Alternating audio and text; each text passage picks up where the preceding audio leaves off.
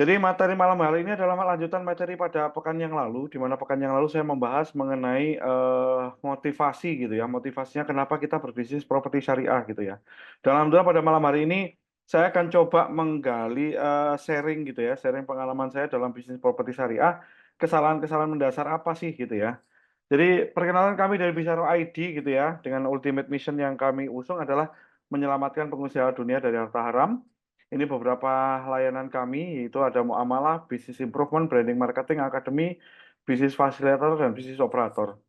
Jadi untuk kami, jadi kami juga ini untuk Bisaro ID Jawa Timur ada di Malang gitu ya, Bapak Ibu sekalian. Baik, saya awalin pada materi pada malam hari ini dengan sebuah hadis dari Rasulullah SAW bersabda, man salaka torikon yaltamisu fihi ilman sallallahu lahu bihi torikon ilal jannah. Jadi barang siapa menempuh jalannya untuk mencari ilmu pada Allah, maka Allah akan memudahkan baginya jalan menuju surga.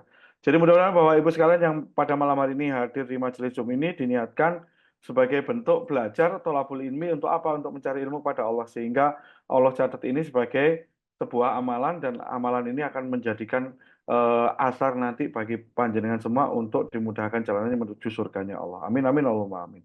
Baik, tema kita malam ini adalah kesalahan-kesalahan dalam bisnis properti syariah gitu. Apa sih gitu ya? Ini pengalaman-pengalaman saya dulu memahami beberapa kesalahan mendasar dalam bisnis properti syariah gitu ya. Jadi saya awalin dulu, jadi motivasi yang pekan lalu yang saya sempat sampaikan bahwasanya dorongan untuk berbisnis properti syariah itu ada berapa sih? Ada tiga ya kemarin waktu itu.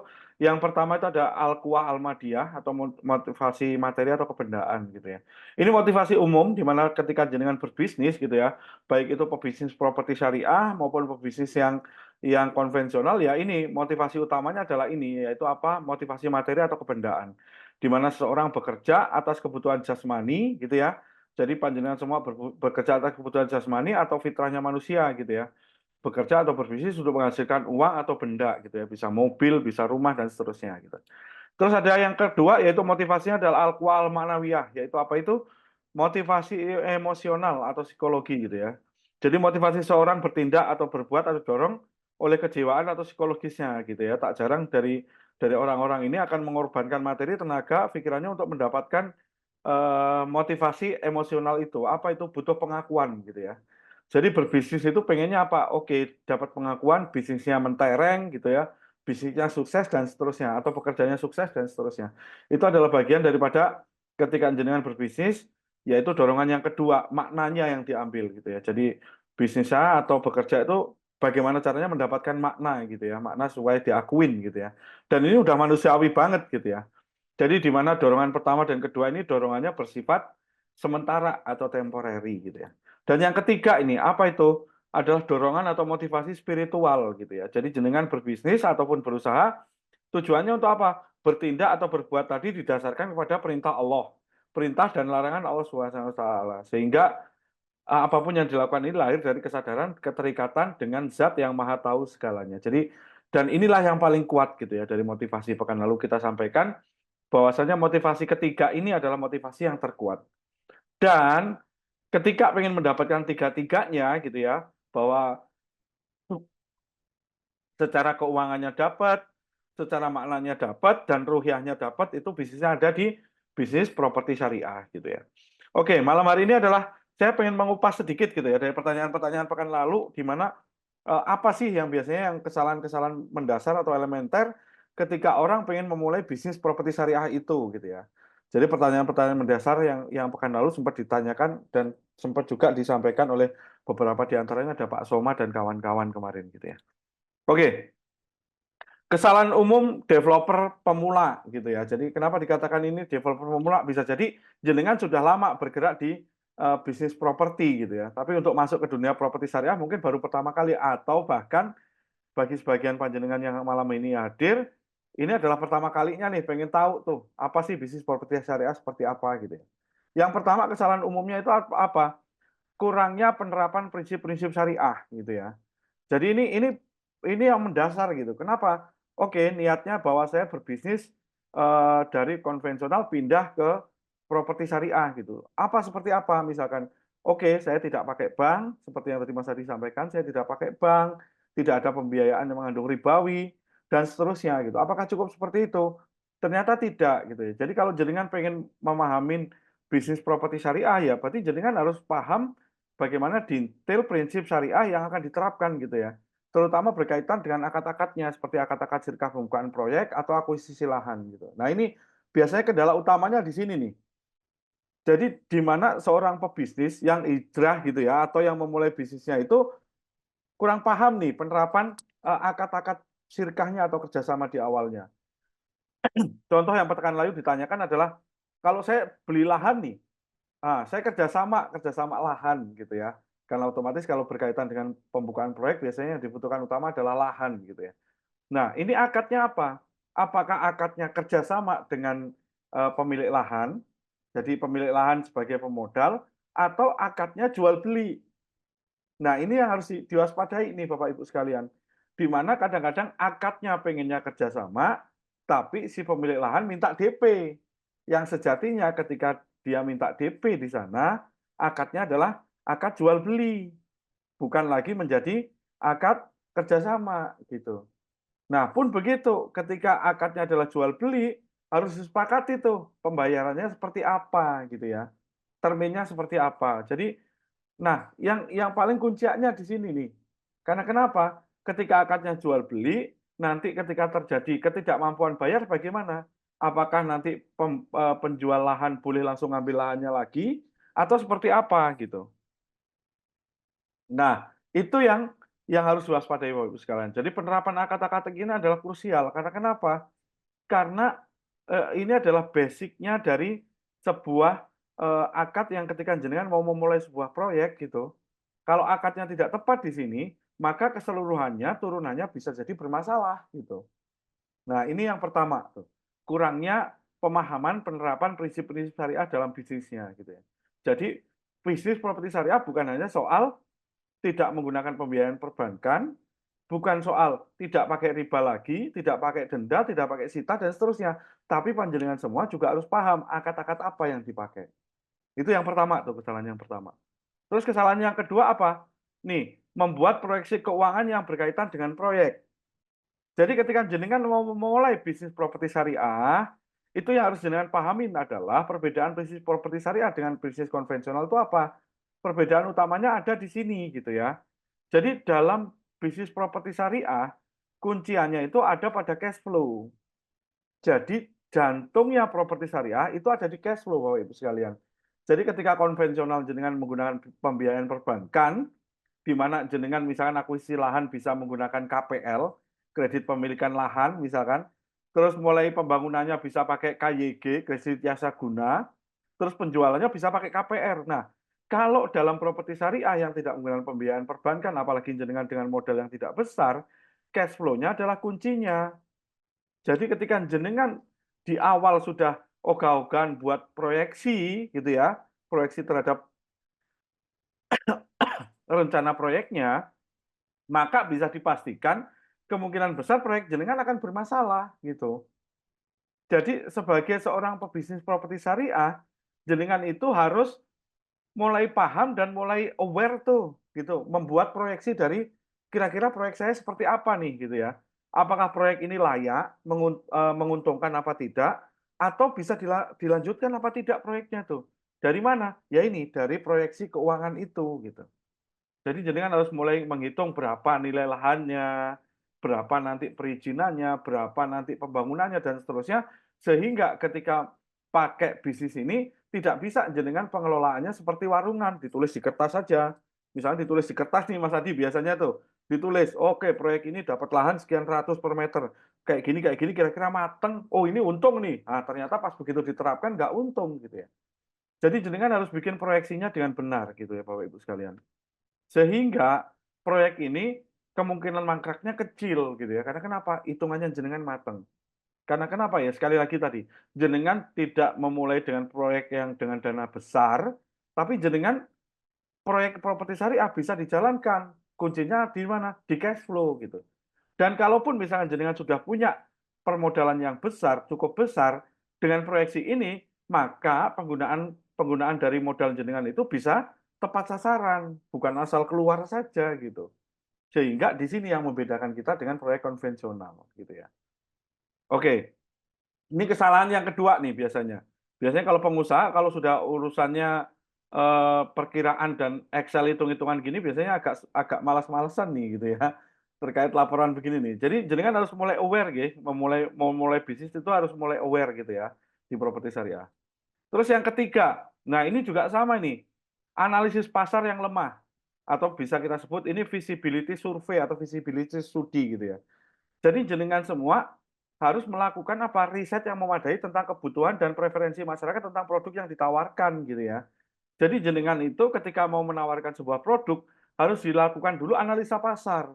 Misalkan, jangan sampai cuman begini nih, ini ada lahan, lahannya bagus penawarannya, kerjasama gitu ya. Oke, pemilik lahan mau kerjasama murni.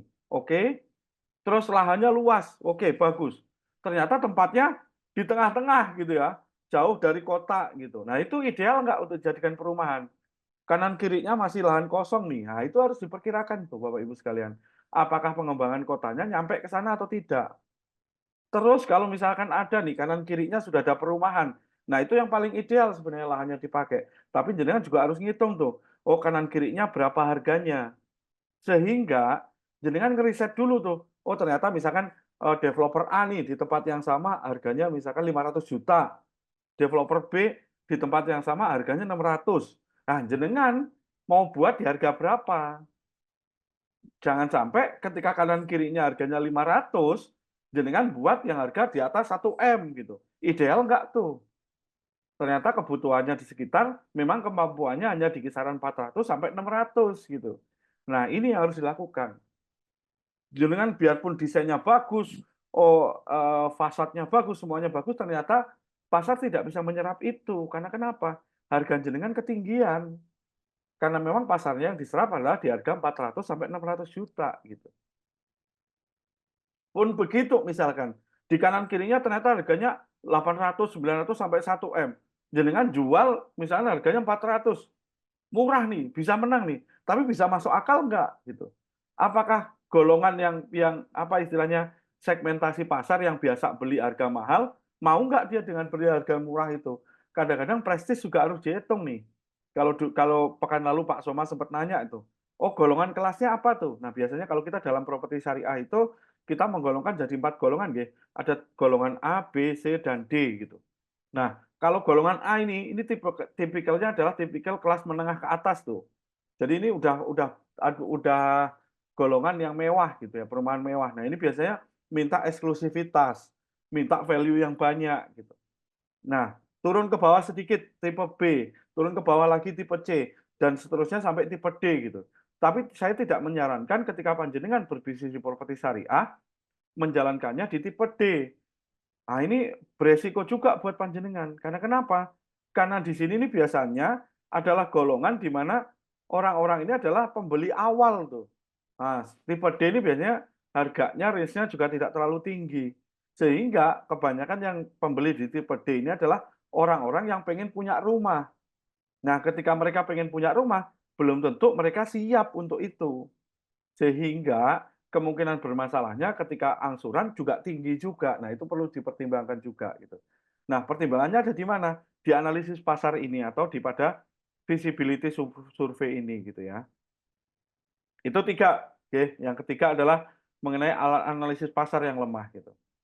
Terus yang keempat apa lagi nih? Yang keempat nih, perencanaan yang tidak matang gitu ya. Maksudnya gimana?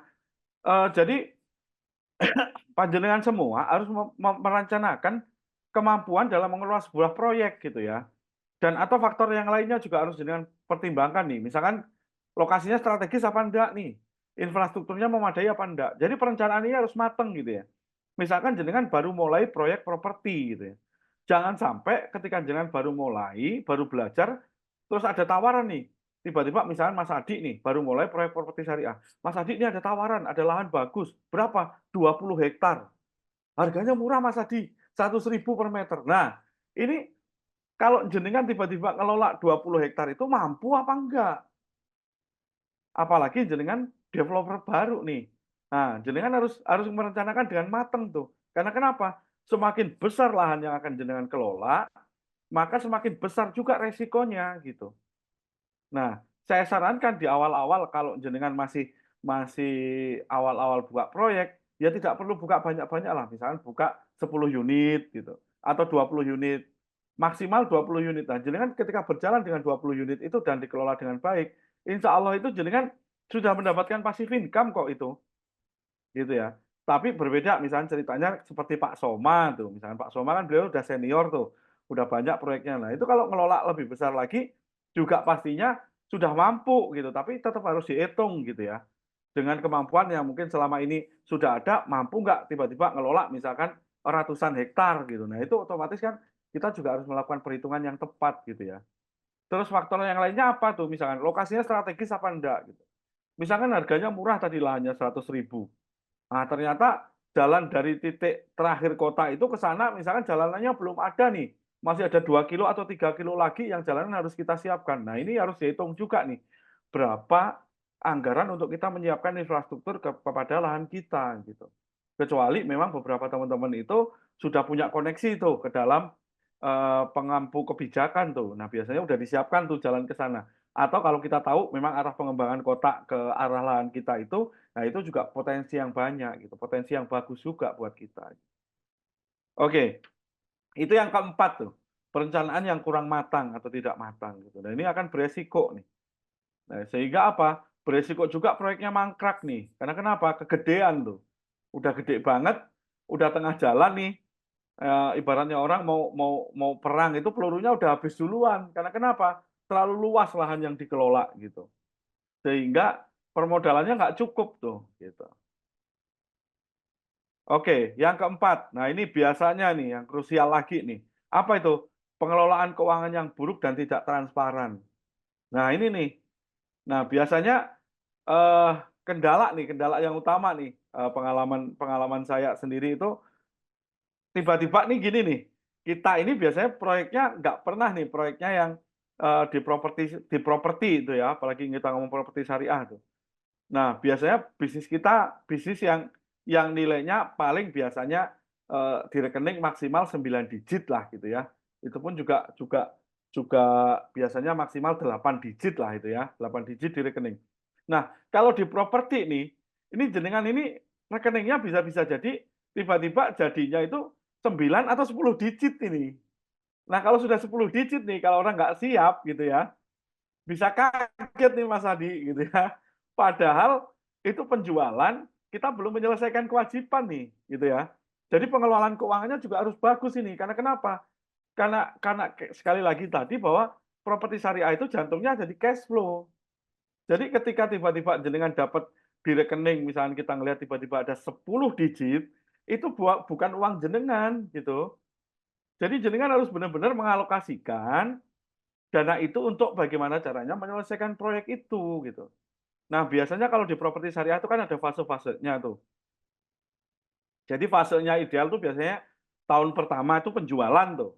Nah, tahun pertama penjualan ini Mas Adi, untuk numpuk numpuk uang dulu lah gitu ya. Biasanya tahun pertama ini pembebasan lahan, penjualan tuh dikebut di tahun pertama tuh.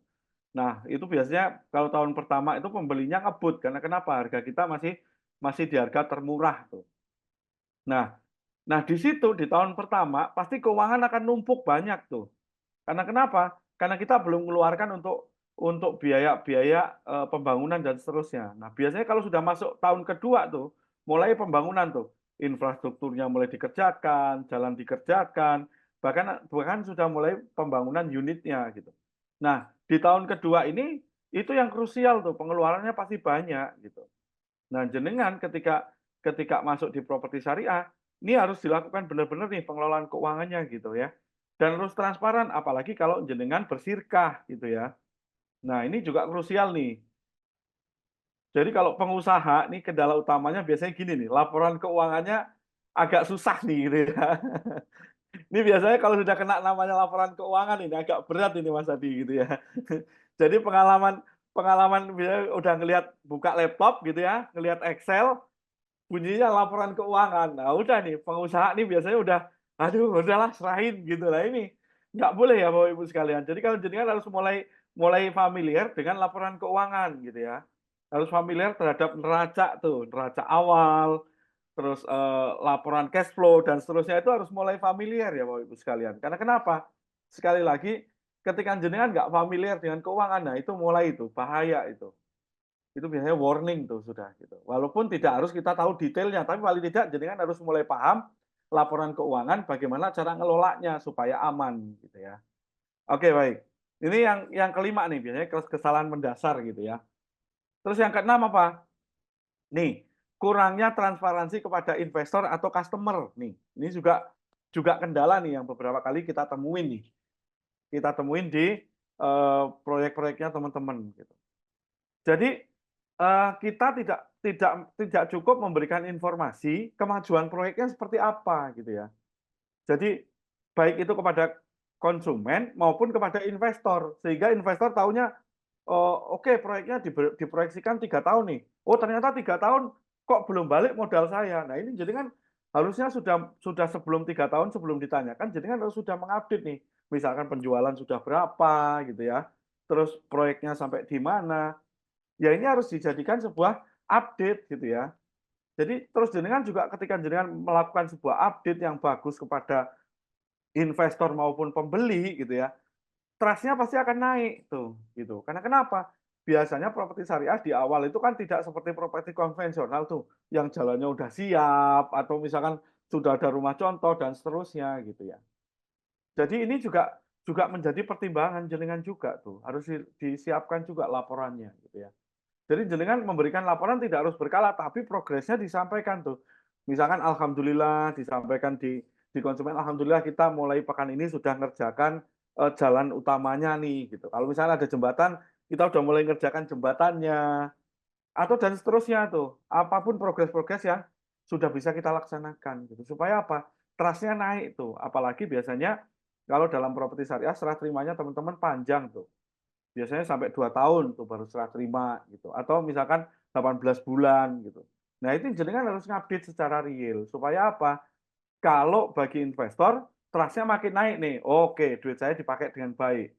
Kalau pembeli, oke berarti saya jual belinya nggak salah nih, gitu ya, gitu. Nah ini harus dilakukan gitu Bapak Ibu sekalian, bahwa jenengan harus ada transparansi menyampaikan progres kepada investor maupun customer gitu. Wajib? Enggak, tapi ini adalah bagian yang memang yang seharusnya jenengan lakukan gitu. Karena kenapa? Karena jenengan itu dipercaya oleh investor dan dipercaya untuk customer gitu ya. Karena kenapa? Ya itu karena jenengan belum belum belum terlihat progresnya gitu. Karena di awal tuh biasanya kalau properti itu masih lahan kosong gitu ya, masih berprogres dan seterusnya gitu. Itu yang keenam tuh. Terus tantangannya dalam implementasi ini. Nah ini setelah tadi ada 6 kesalahan, umumnya gitu ya, ada juga nih tantangan dalam implementasi. Apa itu? Nah saat ini yang sering kita hadepin nih buat teman-teman di properti syariah tuh, regulasi yang tidak memadai gitu ya. Jadi iklim kita saat ini adalah di properti itu seperti yang kita pahamin bahwa iklimnya, berubah-ubah gitu Bapak Ibu sekalian, karena kenapa? Pengempu kebijakannya berganti terus gitu ya. Jadi, regulasinya juga berubah-ubah. Jadi sebagai seorang pebisnis dengan ini dituntut untuk paham gitu ya, regulasi hukum yang berlaku, sehingga meminimalisir kendala atau masalah dalam proyek ke depannya. Contohnya apa? Misalkan sebelum yang ini itu ada namanya istilahnya dulu sebelum-sebelumnya itu istilahnya nggak ada namanya LSD. LSD itu apa? Lahan sawah dilindungin tuh. Nah, teman-teman ini dulu ketika buka proyek tuh, proyeknya lagi dibuka pas lagi berjalan, itu sebelumnya tidak ada masalah di lahan itu tuh. Ternyata pas begitu proyeknya berjalan, mau pemecahan sertifikat, ternyata lahan itu sudah berubah dari yang lahan untuk perumahan berubah menjadi LSD. Apa itu lahan sawah dilindungin? Wah, ini kalau sudah kena LSD begini, dulu teman-teman bermasalah tuh proyeknya. Sehingga jenengan harus paham, ngurusnya kemana saja nih. Supaya apa? Supaya suratnya bisa dipecah tuh. Nah, terkait regulasi-regulasi ini, ya jenengan sebaiknya terus terus update ilmunya gitu ya. Jadi belajar terus nanya gitu ya. Supaya apa? Supaya tadi meminimalisir masalah dalam proyek gitu. Kalau yang sekarang yang baru nih habis ganti menteri Bantul ini, ada nggak regulasi baru yang dibuat tuh? Ada program baru tuh mereka, ada program 3 juta unit per tahun tuh. Yang sebelumnya 1 juta apa? 1 juta unit aja tidak terlaksana, ini malah digedein nih, jadi 3 juta unit nih. Nah, bisa nggak tuh kalau hitungannya sehari 360 setahun 365 hari tuh, kalau 3 juta berarti 3 juta dibagi 365 berapa Mas Hadi ya? Berarti perharinya hampir ini tuh, produksinya harus harus sampai hampir 1.000-an unit tuh. Kalau 3 juta berarti 10.000 unit tuh. Ya antara antara 5 ribuan lah gitu ya. 5.000 unit tuh per hari itu. Nah, bisa nggak tuh proyeknya gitu. Nah, itu regulasi-regulasi itu. Belum lagi regulasi-regulasi di beberapa daerah yang berbeda tuh. Terkait dengan apa? Terkait dengan proyek dan seterusnya gitu. Jadi idealnya adalah jenengan memulai itu memahamin juga ya regulasi ini. Jangan sampai tiba-tiba udah ngiklan sana kemari, ternyata didatengin tuh sama aparat penegak hukum. Karena kenapa? Izin kita belum lengkap. Nah, ini juga bahaya juga nih. Teman-teman banyak yang ngalamin nih gitu ya. Jadi harus dipahamin dulu nggih Bapak Ibu sekalian regulasinya gitu ya. Terus yang berikutnya, tantangan berikutnya adalah bagaimana caranya menerapkan manajemen yang efisien dalam proyeknya gitu ya. Jadi jenengan semua di properti syariah itu ya harus ini nih, harus efisien nih proyeknya gitu. Supaya apa? Karena tadi bahwa jenengan ini pakai cash flow, pengaturan cash flow sehingga proyeknya harus efisien supaya apa? Tidak terjadi keterlambatan penyelesaian proyek dan pembengkakan biaya operasional yang tidak diharapkan gitu. Jadi ketika jenengan manajemen proyeknya nggak bagus nih, pengawasan proyeknya nggak bagus, ini beresiko juga proyeknya akan molor. Nah, ketika proyeknya molor, pasti juga akan jadi pertanyaan dari investor maupun dari customer yang sudah beli gitu. Ada masalah apa nih gitu ya. Selain itu juga, jenengan pasti juga akan membengkak biaya operasionalnya sehingga pasti akan mengurangi dari potensi profit yang akan jenengan terima tuh. Jadi jenengan harus efisien nih dalam dalam manajemen proyeknya nih gitu. Jadi jangan segan-segan untuk senantiasa upgrade ilmunya gitu ya. Jadi supaya apa? Supaya proyeknya jenengan ini efisien gitu. Karena kenapa ya? Sekali lagi bahwa di properti syariah itu jantungnya ada di cash flow-nya tadi. Jadi jenengan harus ngatur proyeknya dengan baik gitu ya. Terus yang berikutnya ini. Nah, ini yang harus ditekankan nih. Tadi kita sampaikan kesalahan elementer dan ini harus ditekankan lagi. Tantangannya dalam implementasi itu apa? Pengelolaan keuangan dan menerapkan proyeksi cash flow. Jadi jenengan ketika proyeknya berjalan tuh, jenengan harus memastikan proyek berjalan itu sesuai dengan proyeksi yang jenengan buat di awal tadi. Jadi ketika jenengan membuat proyeksi cash flow-nya tadi itu gunanya apa? Rambu-rambu awal gitu. Rambu-rambu awal proyeknya harus berjalan sesuai cash flow sehingga di cash flow sana tadi itu kan ada tuh perkiraan bahwa oh oke kalau saya penerimaan begini kira-kira pasti dalam sekian bulan untung nih gitu. Nah itu ada proyeksi cash flow-nya tadi sebagai rambu-rambu awal gitu ya. Dan pengelolaan keuangan berjalan.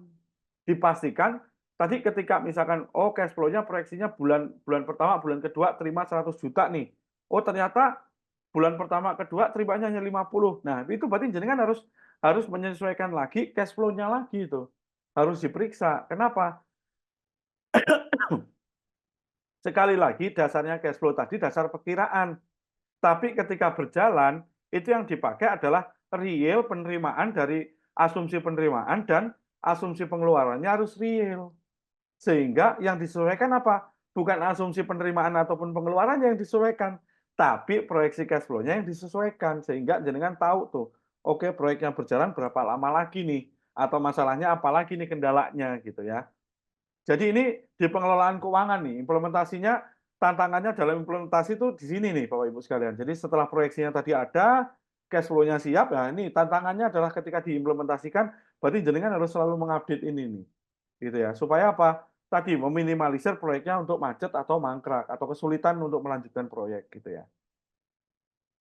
Apalagi jika penjualannya tidak sesuai yang diharapkan. Nah ini, berarti otomatis kan asumsi penerimaannya mulai berkurang tuh. Sementara asumsi pengeluarannya pasti akan terus bertambah. Apa itu tadi? Seperti tadi yang di efisiensi tadi, operasionalnya pasti akan jalan terus tuh.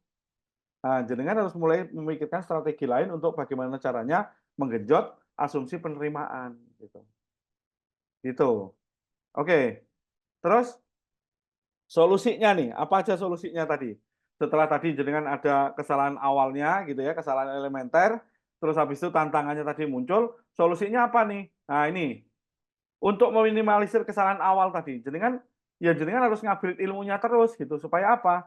Tadi jenengan itu supaya paham nih, pengelolaan proyeknya seperti apa. Sering-sering diskusi dengan yang udah senior, di sini ada Pak Soma, tadi ada juga Pak Ardi, itu kan developer-developer, yang sudah berpengalaman tuh, gitu. Nah, ada tadi siapa lagi, ada Pak Arnes gitu ya. Nah, itu sering-sering sharing sama mereka, kendalanya apa nih gitu. Apalagi kita lagi masih baru nih, baru mulai nih. Ya berarti harus sering-sering bertanya tuh, supaya apa? Supaya kita bisa memahamin gitu ya. Jadi idealnya jenengan bertanya itu apa? Mereka pun sudah punya pengalaman tuh sebelumnya gitu ya. Bahwa mereka punya pengalaman kendala-kendala apa yang misalkan jenengan baru mulai bisa jadi mereka sudah terima kendala itu. Jadi ketika mau melalui lebih enak gitu ya. Itu yang pertama. Jadi jenengan harus selalu upgrade ilmu untuk pemahaman tadi, apalagi terkait dengan penerapan syariah dalam bisnisnya gitu ya. Jadi terutama akad-akadnya tuh gitu ya. Bisa jadi akad yang ini dipakai boleh nggak nih? Akad marketingnya boleh nggak nih? Bisa jadi proyek kita macet itu adalah bentuk kasih sayang Allah pada kita. Kenapa? Ada yang nggak pas di akad-akad kita nih gitu. Sehingga sama Allah ditahan dulu nih. Kenapa ditahan? Nah, kalau terlanjur los-losan dengan kondisi sekarang, bisa jadi kita makin lupa tuh, makin jauh tuh. Jadi bisa langsung direview. Selain keilmuan mengenai bisnisnya, juga jenengan harus paham juga nih mengenai prinsip syariahnya tadi. Supaya apa? Supaya dua-duanya jalan seimbang gitu ya. Kita udah ngomong properti syariah, tapi akad-akadnya diacuhkan nih ya. Ini jangan ya, gitu. Jangan ya Bapak Ibu sekalian. Jadi jenengan harus harus benar-benar concern tuh ngadepin itu. Supaya apa? Antara antara ilmu buminya dan ilmu langitnya harus jalan seimbang tuh. Gitu. Gitu. Beberapa pengalaman itu teman-teman ketika sudah mulai memperbaiki akad-akadnya, memperbaiki bisnisnya sesuai syariah, nah pertolongan Allah pasti turun tuh biasanya. Nah, artinya apa? Wong yang tidak sesuai syariat aja bisa sukses gitu, apalagi kita yang sudah sesuai syariat masa iya sih nggak sukses kan begitu. Pasti ditolong lah sama Allah gitu ya. Gitu. Terus yang berikutnya. Nah, ini jenengan tadi terkait proyek, lakukan riset pasar yang mendalam, feasibility study. Jadi sebelum jenengan memulai proyek, gitu ya, setelah belajar, sebelum memulai proyek, jenengan harus melakukan ini dulu, gitu ya. Di riset benar-benar nih, gitu. Oke, ada penawaran lahan menarik tuh, tadi seperti tadi ceritakan, misal Mas Hadi ditawarin lahan 20 hektar, harganya 100.000 tuh. Mau dilakukan survei, pas nggak nih jadi proyek perumahan, atau pasnya jadi proyek yang lain, tuh misalkan. Seperti apa? Misalkan jadi, kafling kafling makam tuh. Wah, ini bisnis baru. Waduh, kalau kalau dulu, eee, guru saya mengajarkan, "Masa iya sih orang hidup dibisnisin, masa orang mati juga dibisnisin?" Gitu ya. Ya, artinya peluang bisnisnya ada tuh, penyediaan makam tuh, gitu. Karena kenapa? Saat ini apalagi di kota-kota besar tuh maka makin sempit ya gitu ya. Jadi artinya bisa jadi itu sebuah sebuah solusi juga buat yang pengen memakamkan secara Islami tuh. Nah, itu juga bisa juga tuh gitu ya. Tapi bisnisnya bukan sama orang mati ya, kita pasti bisnisnya sama orang hidup ya Bapak Ibu sekalian. Karena kenapa? Kita jualnya ya pasti sama yang hidup gitu, nggak mungkin sama orang mati terus kita tawarin kan nggak mungkin gitu ya. Tapi juga ini jangan jangan sampai gini ya Bapak Ibu, kalau kita ngomongnya bisnis makam nih, karena bisnis makam ini kan serah terimanya panjang nih gitu Mas Adi ya. Karena kenapa? Masa iya kita doain, ya Allah habis yang beli mati, itu kan nggak mungkin begitu juga gitu kan. Sehingga nah, ini juga butuh nafas panjang nih, harus di-riset juga tuh, gitu ya. Ternyata setelah kita kelola proyeknya panjang nih, nggak ada yang serah terima. Nah, ini bingung juga kita ngelola terus kan, gitu. Nah, itu juga harus dipertimbangkan ya, Bapak Ibu sekalian. Jadi tentang tentang itu tadi bisa jadi pertama ya, berkaitan tadi pertama lokasinya harus strategis gitu ya. Ini udah jadi idealnya jenengan, bikin proyek cari cari yang tempatnya strategis ya, ini ideal tuh. Misalkan kanan kiri udah jadi perumahan tuh. Misalkan kayak kayak kalau di tempatnya Mas Hadi, di mana ya gitu yang dekat, oh dekat ini, dekat pabrikan tuh biasanya gitu, atau dekat kampus, atau dekatnya perumahan, kanan kiri sudah banyak nih perumahan. Nah, itu bisa jadi pilihan juga tuh, strategis. Terus yang kedua, desainnya harus sesuai kebutuhan pasar nih gitu ya. Misalnya pasar sukanya 2 lantai, ya udah 2 lantai kan, kita buat desainnya gitu ya. Atau ternyata pasarnya kanan kiri cuma 1 lantai yang masuk, ya udah 1 lantai aja gitu. Jangan dipaksakan jadi 2 lantai. Karena kenapa? Bisa jadi tidak terserap oleh pasar gitu ya. Terus tadi risetnya juga terkait cash flow-nya juga gitu ya. Cash flow yang berkaitan apa? Penjualan atau pemasukan atau pengeluarannya, harus aman dulu nih gitu ya. Jadi ternyata semuanya udah aman aman aman aman, ternyata lahannya harus dibayar setahun, aman nggak nih gitu. Nah itu juga harus dipertimbangkan gitu ya. Terus termasuk tadi salah satunya adalah izin peruntukan lahan tuh. Nah pastikan dulu lahannya, apakah lahan ini untuk perumahan, atau lahan ini untuk industri, atau lahan ini malah lebih parah lagi LSD. Nah, biar biar harganya murah di tengah kota, ternyata dia untuk LSD ya jangan dibeli gitu. Karena kenapa? Kita tetap akan butuh effort untuk membebaskan lahan itu untuk menjadi areal perumahan gitu ya. Atau misalkan sudah diplot di situ jadi lahan industri itu. Nah, kalau udah diplot jadi lahan industri juga merubah RT RW-nya juga susah lagi tuh Bapak Ibu sekalian. Jadi harus diwaspadai juga ini ya, harus riset juga yang mendalam gitu ya. Oke, baik. Terus yang ketiga apa tuh solusinya? Meminimalisir kesalahan dalam pengelolaan proyek atau inefisiensi. Jadi jenengan itu harus efisien tadi, seperti tadi tantangannya menerapkan efisien. Jadi untuk meminimalisir kesalahan itu bagaimana? Jadi pastikan semua proyeknya itu berjalan sesuai rencana gitu ya. Yang utama adalah karena di properti syariah jantungnya di cash flow adalah berkaitan dengan pengelolaan keuangan nih gitu. Jenengan harus paham tuh, harus benar-benar efisien tuh dalam pengelolaan keuangannya. Dan jika diperlukan, libatkan pihak ketiga untuk sebagai pengawasan gitu, apalagi kalau jenengan bersirka. Tujuannya apa? Bahwa jenengan itu ada yang ngontrol. Pengontrolnya orang luar supaya apa? Pengontrol ini sebenarnya nggak ada berkepentingan dengan proyeknya jenengan. Sehingga dia akan lebih netral ngawasin jenengan. Karena tadi bisa jadi jenengan kaget nih. Nah, kalau kalau bahasa anak sekarang tuh namanya tonic immobility katanya. Apa itu tonic immobility? Ketenggengan lah bahasa Jawanya gitu ya. Ketenggengan bahasa Indonesianya apa ya Mas Hadi ya? Ketenggengan gitu ya. Kalau orang Jawa bilang ketenggengan. Kenapa? Tiba-tiba di rekening ada 10, 11 digit gitu. Udah bingung aja tuh mau ngapain tuh gitu. Nah itu namanya ketenggengan tuh. Orang kaget gitu ya. Bisa jadi kadang-kadang orang yang nggak pernah dapat duit tiba-tiba dapat duit nih, tanahnya dibeli misalkan untuk jalan tol. Nah, itu ada beberapa kasus yang di Balikpapan dulu habis beli itu langsung orangnya stroke malahan. Waduh. Nah, itu jangan lupa bisa jadi jenengan membutuhkan pihak ketiga untuk ngawasin gitu. Tujuannya untuk apa? Ya tadi, untuk ngontrol bahwa jenengan ini enggak inilah, enggak keluar dari jalur dulu lah gitu ya. Karena biasanya kalau jenengan sabar tuh di tahun kedua, tahun ketiga tuh bisa bisa dinikmatin hasilnya itu. Pasti ada untungnya gitu ya. Dan jangan sampai gini ya jenengan. Jenengan sudah buat proyeksi bahwa satu proyek itu untung gitu ya. Terus jenengan bikin proyek pertama belum tutup nih, bikin proyek kedua misalkan, 2 proyek yang dijalankan.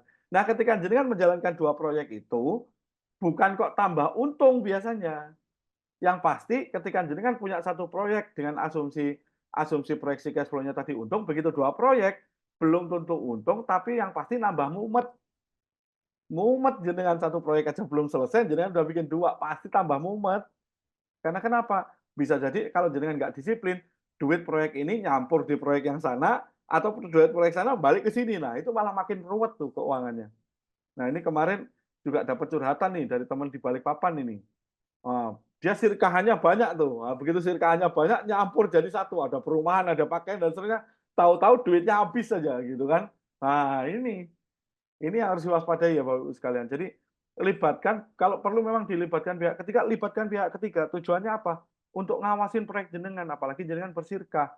Meminimalisir apa? Meminimalisir adanya tadi pengelolaan dana yang kurang pas gitu ya. Jenengan pasti kalau sama sama konsultan itu, kalau diawasin, dia nggak ada kepentingan dengan duitnya jenengan gitu. Cerewet tuh biasanya. Ini duitnya kemana nih? Ini duitnya kemana nih? Nah, gitu. Dan itu memang yang harus dibutuhkan sama jenengan. Karena kenapa? Setelah jenengan dicerewetin tahun pertama, tahun kedua, tahun ketiga, proyek mulai serah terima, nah disitulah jenengan pasti akan menikmati hasilnya gitu.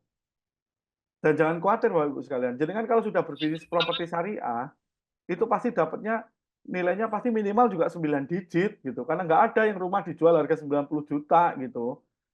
Yang 8 digit itu nggak ada, rumah itu dijual 8 digit itu. Pasti rumah itu 9 digit ke atas gitu. Jadi minimal tuh jenengan jualnya misalkan ya kalaupun ratusan juta lah pasti itu nggak mungkin harga rumah itu 8 digit itu udah nggak mungkin gitu. Gitu ya. Jadi jenengan jenengan pasti ada untungnya tuh, karena kenapa, ya pengalaman saya dulu bikin 6 unit aja alhamdulillah atas izin Allah juga sampai hari ini masih bisa dinikmatin gitu proyeknya gitu. Walaupun dulu kesalahannya adalah terlalu panjang nih, 6 unit aja dibikin angsuran 10 tahun tuh. Nah udah, 2 tahun pertama jungkir balik tuh, gimana caranya menyelesaikan proyek, bahkan sampai sampai berapa tahun tuh gitu ya. Nah, tapi setelah setelah itu dan setelah masuk ke setelah serah terima ya akhirnya bisa dinikmatin tuh proyeknya.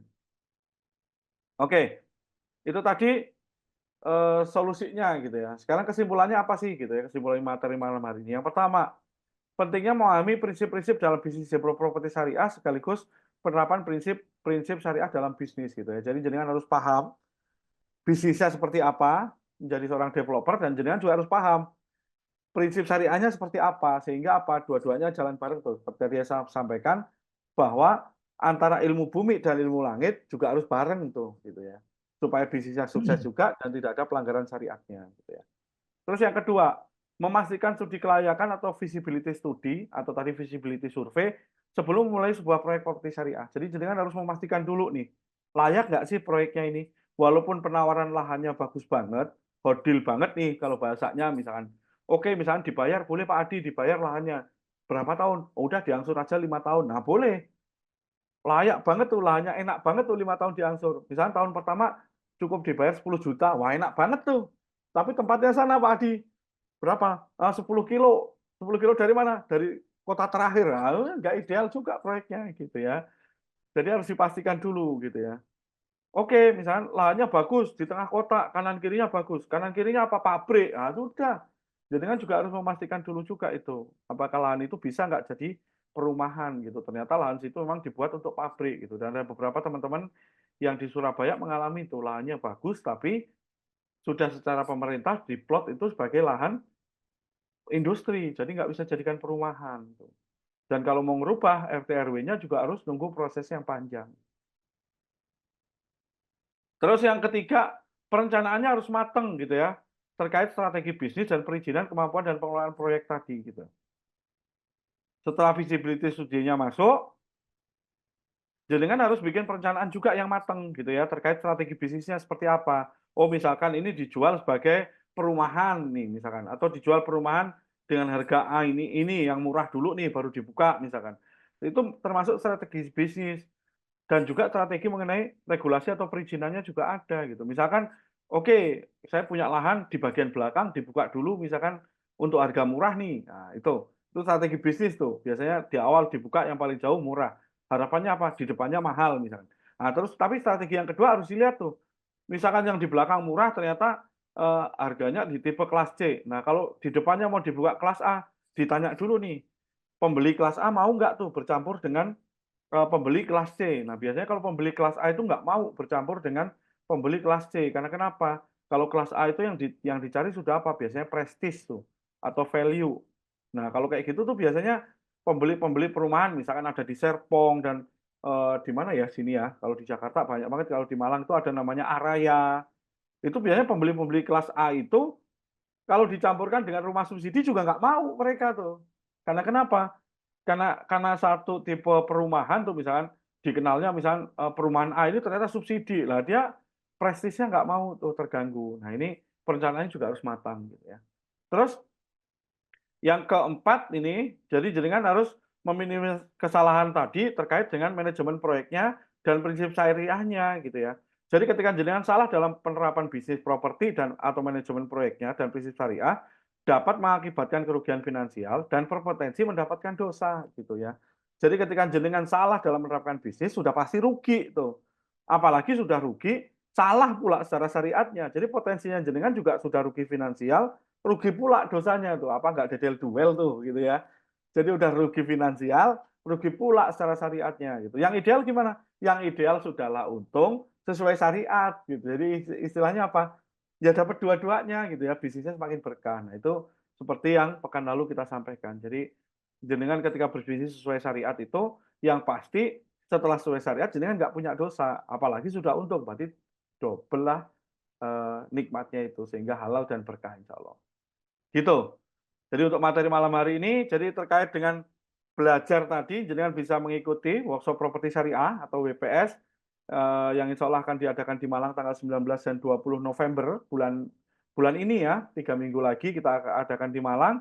Jenengan di sana akan belajar bagaimana caranya akad-akad kerjasama, memulai proyek gitu ya. Terus tadi terkait dengan pemilikan rumahnya, jenengan bisa solusi pengadaan rumah ready stock. Terus akad-akad jual belinya bagaimana juga diajarkan di sana, jual beli kafling, solusi jual beli larangan istisna gitu ya, jual beli rumah ready stock dan jual beli pengadaan material.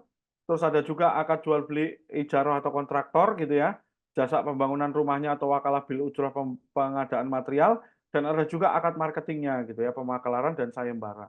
Ya insya Allah dengan semua bisa belajar nanti di WPS gitu ya, Workshop Properti Syariah yang akan diadakan di Malang insya Allah tanggal 19 dan 20 November bulan ini. Nanti penawarannya bisa disampaikan ke Mas Adi dan ini jenengan akan 2 hari full di sana belajar, sudah dilengkapi juga di-include dengan penginapan gitu ya, sudah include juga dengan nanti banyak fasilitas yang akan jenengan terima dan insya Allah ilmunya adalah ilmu yang proven gitu ya Bapak Ibu sekalian, ilmu yang proven yaitu ilmu yang sudah diterapkan gitu ya, artinya ilmu ini adalah terkait dengan akad-akad ini dan terkait dengan pengalaman-pengalaman kita dalam mendampingin proyek properti syariah, insya Allah kita akan sampaikan di dalam workshop ini gitu ya. Baik, begitu materi pada malam hari ini Mas Adi, monggo saya kembalikan kepada Mas Adi. Nanti saya izin dulu untuk minum nggih Bapak Ibu sekalian. Monggo Mas Adi, saya kembalikan pada panjenengan.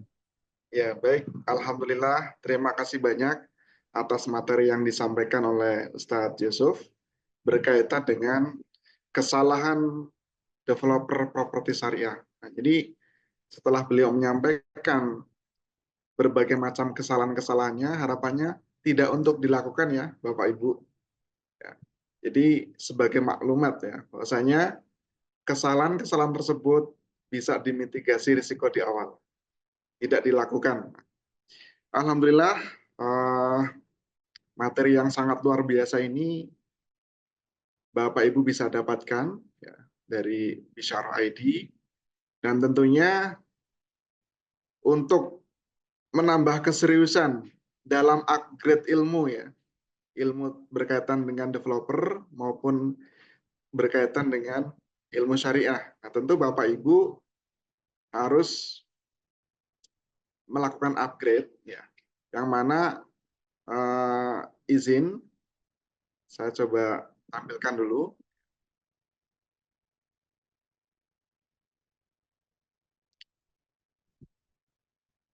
Nah, baik, jadi insya Allah Bapak Ibu bisa melakukan upgrade ya untuk pengetahuan baik di bidang properti syariah maupun akad-akadnya. Nah, workshop yang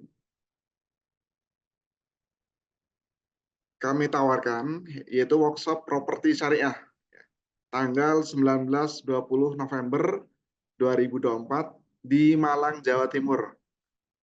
Insya Allah sebagai pematerinya ada Ustadz Firly Fardiansa selaku founder dan CEO Bisyara ID. Kemudian ada Sam Yusuf, Ustadz Yusuf yang malam hari ini mengisi materi. Ya, beliau adalah praktisi developer properti syariah, pengusaha muslim, dan mentor bisnis syariah. Permasalahan akad yang salah yang berdampak pada keharaman transaksi dan harta, termasuk hak dan kewajiban pada konsumen yang akhirnya menjadi wan prestasi, serta membuat citra brand properti syariah menjadi buruk. Jadi jangan sampai para praktisi di developer properti syariah ini melakukan praktek yang salah.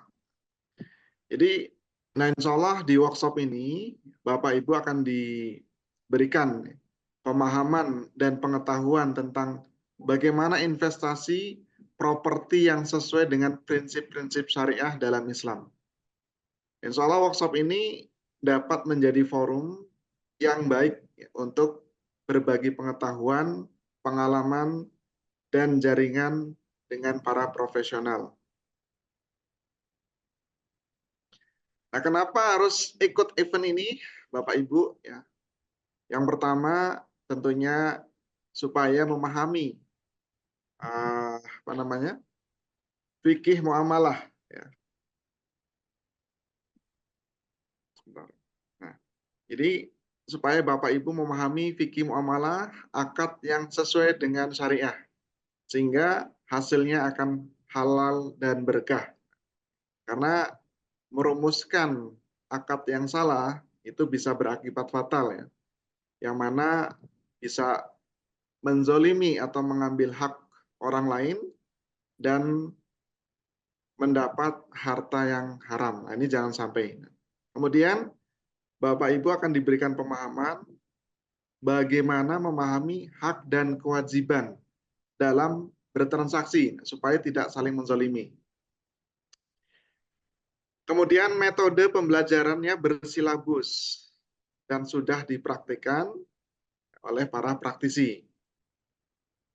Kemudian Bapak Ibu juga bisa membuka jalur link bisnis properti syariah yang luas. Kemudian sebagai investasi ilmu dalam dunia properti syariah. Kemudian apa saja materi workshop yang disampaikan? Ada 5 materi. Yang pertama, kenapa bisnis properti harus sesuai syariah? Ini tentunya penting ya, sebagai fundamentalnya. Yang kedua, Bapak Ibu akan belajar bagaimana skema akad kerjasama, yaitu akad syirkah. Karena biasanya di properti itu jarang ya menggunakan modal pribadi. Rata-rata menggunakan syirkah. Apakah itu dengan pemilik tanah, pemilik lahan, atau dengan pemilik dana. Nah, salah satu poinnya adalah bagaimana diajarkan pembukaan proyek properti. Nah, itu yang aman bagaimana? Dan solusi pengadaan rumah ready stock. Nah, ini menarik sekali nih. Ya, jadi ketika Bapak Ibu pengen membuka proyek properti dengan skema rumah ready stock, nah nanti bisa dipelajari di workshop ini. Yang ketiga, Bapak Ibu mempelajari akad jual beli. Nah, pastinya yang namanya rumah kalau sudah dibuat, sudah dibangun, pastinya akan dijual. Nah, tentu harus paham bagaimana fikih terkait akad jual beli, bagaimana jual beli coupling, solusi larangan dalam jual beli istisna, kemudian bagaimana jual beli rumah ready stock, dan tentunya bagaimana jual beli dalam pengadaan material. Nah, ini semua ada fikihnya, tidak bisa sembarangan. Yang keempat, Bapak Ibu akan mempelajari tentang akad jasa kontraktor, akad ijarah, yang mana jasa pembangunan rumah, kemudian bagaimana akad implementasi dalam wakalah bil ujroh pengadaan material. Nah, yang kelima, tentu akan belajar bagaimana akad marketing, skema apa yang paling tepat untuk dilakukan di proyek Bapak Ibu semua. Apakah menggunakan permaklaran atau akad samsara, atau menggunakan akad sayembara atau jualah. Nah, ini semua insya Allah akan Bapak Ibu pelajari selama workshop berlangsung 2 hari. Nah, kemudian berapa nilai investasi yang tepat? Nilai investasi yang pas itu ya, normalnya itu adalah 5,5 juta. Nah, opsi 1 ya, untuk 1 orang kami berikan diskon khusus yaitu 4,5 juta untuk 1 orang. Nah, opsi 2-nya 7 juta untuk 2 orang. Nah, ini tentu lebih hemat. Nah, kemudian fasilitas yang didapat apa saja? Itu ada meeting room hotel, 4 kali cafe break, 2 kali lunch, 1 kali dinner, merchandise berupa rompi dan block note. Ya. Kemudian Bapak Ibu juga akan mendapatkan soft copy materi dan juga e-sertifikat. Lalu benefitnya apa saja, Bapak Ibu? Nah, insya Allah benefit yang didapatkan yaitu free konsultasi selama 1 jam senilai 2 juta rupiah khusus untuk 10 pendaftar pertama. Nah, dan juga akan mendapatkan diskon biaya untuk menggunakan Integrated System Aplikasi Developer Properti Syariah atau disingkat SISDPS. Ini menarik sekali. Bapak Ibu juga akan mendapatkan circle pengusaha properti dan circle pengusaha muslim. Ini sangat bermanfaat ya.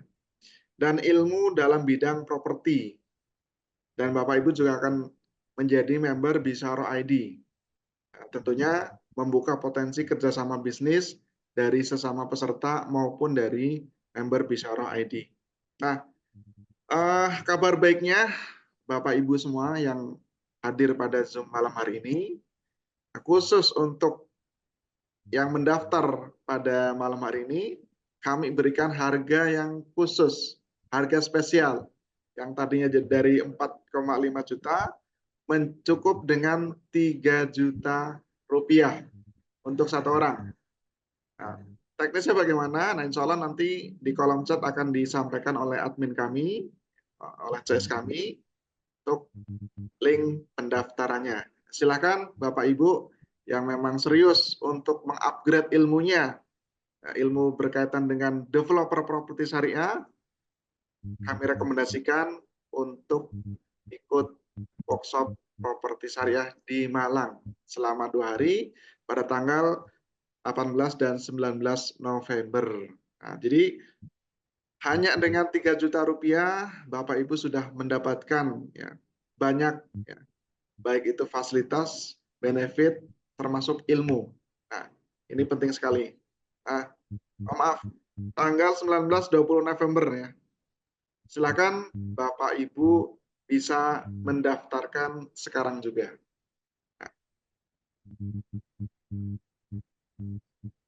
dapatkan penginapan gratis selama event dan pembayaran di ini juga salah satu bonusnya. Silakan Bapak Ibu sebagai bentuk keseriusan ya untuk upgrade ilmunya, ya mari kita berlomba-lomba untuk daftar. Bisa klik di link yang sudah di-share sama admin ya di kolom chat. Nah, mungkin ini sebagai penawaran workshop properti syariah khusus untuk peserta Zoom seminar pada malam hari ini. Ya, mungkin itu Ustadz Yusuf sekilas info dari saya. Untuk selanjutnya mungkin ada sesi tanya jawab sebelum closing statement. Oke, monggo silakan Bapak Ibu sekalian, kalau ada yang mau ditanyakan. Ya, silakan Bapak Ibu bisa raise hand. Bapak Arnes mungkin ada yang mau ditanyakan. Terima kasih.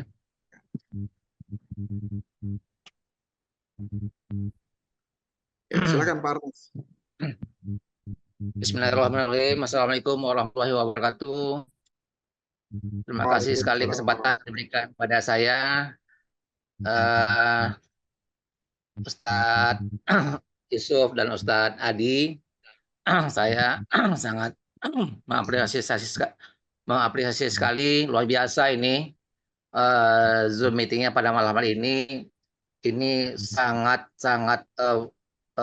ini yang harus kita ikuti, yang harus kita pelajari dengan sebaik-baiknya, dan kita kembangkan juga dengan sebaik-baiknya ke semua anggota khususnya yang hadir pada malam hari ini dan juga yang mendengar pada malam ini, yang menyimak pada malam hari ini. Saya sangat tertarik sekali, Ustadz, dengan materi ya pada malam hari ini, kesalahan-kesalahan properti syariah, kesalahan awal properti syariah dalam melakukan bisnisnya. Dan kemudian juga ada tantangan yang ada di dunia properti, khususnya properti syariah. Saya sangat tertarik, mungkin insya Allah kalau Allah mengizinkan, saya akan coba mendaftar atau ikut di acara di Malang tanggal 19-20. Mudah-mudahan saya diberikan kemudahan, kesempatan oleh Allah untuk ikut properti syariah ini. Karena banyak hal yang bisa kita dapatkan dari pertemuan ini, dari pembelajaran produsen ini di Malang ini. Materi-materi yang disampaikan oleh Ustaz Adi tadi ada 5, itu hal yang sudah luar biasa, kita pelajari dengan baik, ada kita kembangkan di daerah kita masing-masing. Cuman saya, Ustadz Yusuf, bagaimana ini bisa berkembang dengan baik dan ibaratnya seperti virus lah, jadi bisa berkembang di seluruh jagat Indonesia ini, ya mungkin dengan pola lain, mungkin berkolaborasi dengan anggota-anggota yang telah pernah ikut Pak Ustadz di daerah, mungkin daerah Sumatera Barat ataupun Riau yang dekat-dekat Ustadz. Jadi kita bisa bekerja sama, berserkah bersama, minimal mewujudkan satu properti syariah sebagai contoh atau sebagai wadah lah untuk memperdalam atau mempermantap supaya kegiatan properti syariah ini bisa berjalan dengan sebaik-baiknya seperti apa yang diharapkan kita semua, berkah, halal, dan bisa syariah gitu Ustaz. Nah, jadi bagaimana caranya supaya ya mungkin yang bisa berkesempatan ikut di apa di di offline di Malang nanti, mungkin bisa di daerah yang ikut, yang dekat-dekat lah seputaran wilayah atau daerah atau proyek-proyek yang ada di daerah masing-masing bisa berkolaborasi atau berserkah bersama. Jadi itu harapannya, ya mungkin yang ikut alhamdulillah bisa ikut, kemudian berserkah di daerahnya masing-masing, mengajak teman-temannya dengan dipandu oleh Ustadz Yusuf dan Ustadz Adi, dan mungkin juga Ustadz Firly nantinya. Itu dulu harapan saya. Ini sangat bagus karena kita mesti no riba, kita mesti syariah. Ya mungkin kehancuran ekonomi Indonesia ini akibat riba yang tidak bisa dijegal, yang tidak bisa diatasi. Mudah-mudahan komunitas kita ini bisa mulai menjegal riba dan masuk kepada syariah supaya semua usaha kita bisa berkah di dunia dan juga nanti dapat di akhirat. Terima kasih Ustaz. Itu dulu mungkin yang bisa saya sampaikan. Harapan besar saya untuk semua anggota bisa ikut mendaftar dan ikut belajar dan ikut mempraktekkan, ikut berkolaborasi dengan didampingi oleh Ustadz Yusuf, Ustadz Adi, dan Ustadz Firly. Terima kasih. Assalamualaikum warahmatullahi wabarakatuh. Waalaikumsalam warahmatullahi wabarakatuh. Luar biasa sekali nih Pak Ernest ini ya. Ini beliaunya udah siap nih Mas Adi kayaknya. Jadi eh terima kasih Pak Ernest dibantu ini. Jadi sebenarnya idealnya adalah jenengan semua terus belajar nggih Bapak Ibu sekalian. Jadi terus belajar, apalagi jenengan yang pengen memulai proyek untuk bersirkah gitu ya. Jadi supaya apa? Supaya nanti proyeksinya ketika jenengan berjalan dengan bersirkah tadi tidak ada pihak yang terdolimi gitu ya. Karena kenapa? Sesuai jaminannya Allah adalah ketika kita bersirkah, ketika 2 orang umatku bersirkah, maka apa adalah pihak ketiganya akan kuturunkan rahmat di antara mereka. Dan jika salah satu di antara mereka berkhianat, maka aku akan pergi. Jadi sehingga ketika jenengan paham terkait ilmu-ilmu tentang sirkah dalam terutama properti syariah, dan penerapan akad-akadnya juga sudah tepat gitu ya. Insya Allah pertolongan Allah pasti akan dimudahkan di proyeknya panjenengan semua gitu ya. Harapannya seperti itu nggih Pak Arnes gitu ya. Pak Arnes ini di mana nggih ininya? Saya di Sumatera Barat, Ustadz. Sumatera Barat nih, kalau ini ada Di Pak Payakumbuh, Rizky nih di Tanjung Sumatera Enim Barat. ini. Iya, Tanjung Enim nih. Sumatera Riau. Baratnya di mana? Di Padang nggak Pak? Di Payakumbuh, Ustadz. Di Payakumbuh. Oh, di Payakumbuh. Jen. Iya. Jadi ya artinya nanti ketika memang sudah misalkan jenengan semua juga sudah belajar dan sudah prepare dengan baik gitu ya, udah menjadi ideal kalau proyeknya misalkan disirkahkan gitu ya. Jadi harapan kita sih memang terjadi sirkah gitu ya Pak. Karena kenapa sirkah itu pasti ya tadi sesuai jaminannya Allah pasti akan mendatangkan keberkahan kalau jenengan semua juga paham gitu ya. Jadi bukan hanya sekedar bersirkah atau bekerja sama, nanti yang terjadi adalah malah takutnya malah salah gitu ya, dan yang terjadi apa? Malah nyalahkan sirkahnya gitu ya. Saya sirkah kemarin begini tuh kayak gitu. Jadi idealnya mah harus belajar terus gitu Bapak Ibu sekalian. Jadi supaya apa tadi? Jenengan ketika sudah belajar maka jenengan akan semakin upgrade ilmunya dan akan semakin paham gitu nggih. Harapannya begitu nggih. Luar biasa Pak Arnes. Monggo Bapak Ibu sekalian, terima kasih Pak Arnes. Kalau ada yang mau bertanya lagi monggo silakan Bapak Ibu sekalian. Baik, terima kasih untuk Pak Arnes. Untuk selanjutnya, silakan. Pak Rahmat, ada yang mau ditanyakan?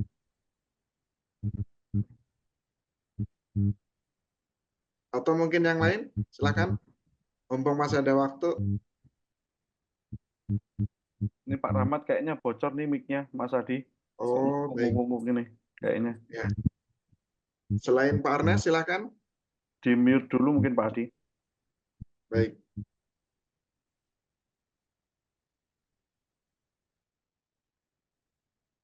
Oke. Monggo Bapak Ibu sekalian, yang lainnya yang mau apa bertanya atau mau berkomentar boleh. Misalkan Mas Adi ini kenapa jadi kalau sebenarnya kalau secara ini apakah ini saya pengen dapat masukan nih Bapak Ibu sekalian. Ini ideal nggak sih gitu ya. Jadi saya jenengan itu dengan hal yang seperti ini harusnya ilmunya lebih lebih ideal banget tuh buat jenengan semua gitu ya. Harusnya ini udah menjadi apa ya, menjadi motivasi gitu ya, Mas Adi. Karena kenapa? Bahwa hari ini tuh pebisnis muslim tadi seperti yang disampaikan oleh Pak Arnes juga bahwa pebisnis muslim itu harusnya ini besar nih di Indonesia gitu ya. Jadi jenengan jumlah muslimnya terbesar gitu, pasar terbesarnya juga ada di muslim juga gitu ya. Dan sekarang girohnya atau semangatnya untuk kembali bersyariah itu juga luar biasa gitu ya. Jadi sehingga kita pun sebagai pebisnis juga harus harus apa ya, harus siap menyongsong itu gitu. Jangan sampai potensi itu diambil oleh orang lain gitu. Bahkan orang lain pun juga nggak peduli itu sebenarnya dengan halal haram lagi gitu ya. Mereka pokoknya yang penting cuan aja gitu. Jadi ibaratnya kalau kalau tadi pagi pembahasannya di Zoom saya yang lain tuh, jadi seolah-olah itu syariah gitu ya, padahal enggak gitu ya. Karena kenapa? Eh, Istilahnya mereka babi dipakein jilbab gitu ya. Jadi saya nggak ngebayangin tuh tadi pagi saya ketawa aja gitu ya gara-gara ada pembahasan babi kok dijilbabin gitu ya. Saya nggak ngebayangin tuh babi dijilbabin kayak mana gitu. Bahwa faktanya itu di sekitar kita saat ini seolah-olah bahwa akad-akadnya sudah sesuai gitu kan. Atau mungkin bisnisnya sudah sesuai digunakan dengan bunyinya tadi tanpa riba gitu ya, tanpa bank gitu. Tapi ternyata pas pelaksanaannya yang ya memang ada celah gitu, ada gapnya di mana gitu. Penerapan akadnya misalnya tidak tepat gitu ya. Ya itu harus kita pahamin gitu ya. Jadi idealnya jenengan ketika berbisnis tuh harus harus paham tuh gitu. Jadi supaya apa yang dihasilkan tuh jadi cuan juga gitu buat jenengan gitu, nggih. Gitu Mas Adi gitu. Siap. Monggo Bapak Ibu sekalian kalau ada pertanyaan. Ini ada juga yang dari Tanjung Enim nih Pak Rizky, ini ada Pak Rizky. Ini dari Sumatera juga nih Tanjung Enim nih gitu. Ada juga nih senior saya Pak Soma ini, biasanya Pak Soma. Nah, beliaunya ini hadir ke Malang juga nih kayaknya Pak Soma ini. Ada Pak Soma juga ini, beliau juga ini Ji, udah nyimak aja Ustaz. siap. Ya, ini beliau senior juga ini, developer senior ini. Jadi ini Pak Arnes ini udah ini juga ini. Ini Pak Soma ini juga salah satu developer senior saya juga ini, senior saya juga ini beliau ini gitu. Ya. Monggo Bapak Ibu sekalian yang masih ada waktu nih Mas Adi, 5 menit lagi nih kita cukup nih. Ya. Mungkin Atau kalau nggak ada yang bertanya, ini boleh closing statement. oh gitu. Penawaran idealnya tadi dari Mas Adi itu ini bagus banget tuh Bapak Ibu sekalian. Jadi sayang banget kalau dilewatkan ya. Dari Ya. berapa tadi Mas Adi? Dari 5,5 ya? Ya, Dari dari 5,5 jadi 5,5. 3 juta ya. Wow, diskonnya udah Tuh. 2,5 tuh. Jadi Tapi sayang khusus banget tuh yang kalau dilewatkan ya. ikut malam ini, Oh, daftar khusus malam malam ini. ini ya gitu ya. Udah gitu tadi kalau nggak salah terakhir masih diberikan kemudahan lagi ya Mas Adi ya. Diberikan kemudahan untuk negosiasi pembayaran tadi kayaknya skema pembayarannya. Jadi sayang Bisa sekali ya diatur. Bapak Ibu sekalian kalau dilewatkan kesempatannya itu ya. Mumpung Ya. Mas Adi lagi baik nih gitu ya.